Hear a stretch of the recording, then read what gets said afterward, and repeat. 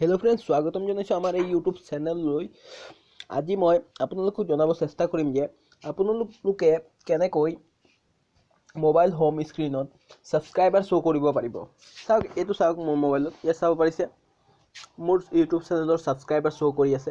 তো আপোনালোকে নিজৰ মোবাইলত এনেকুৱা কেনেকৈ কৰিব যে হোম স্ক্ৰিনত সাবস্ক্ৰাইবাৰ শো কেনেকৈ কৰিব। তো চাওক প্ৰথমে কি কৰিব লাগিব আপোনালোকক प्रथम प्ले स्टोर गई एटा एप डाउनलोड কৰিব লাগিব। प्ले स्टोर सार्च কৰি দিব সাবস্ক্ৰাইবাৰ কাউন্ট বুলি এপটো লোগো চাই লওক। এইটো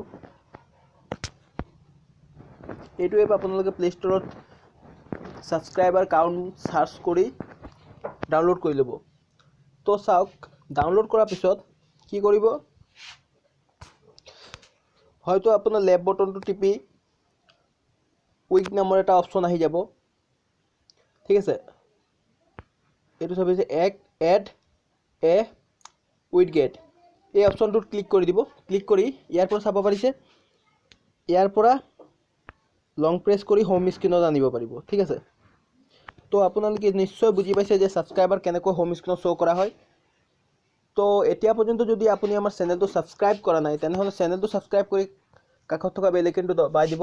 তো আজিলৈ মানে আকৌ লগ পাম এটা নতুন ভিডিঅ লৈ, তেতিয়ালৈ বাই।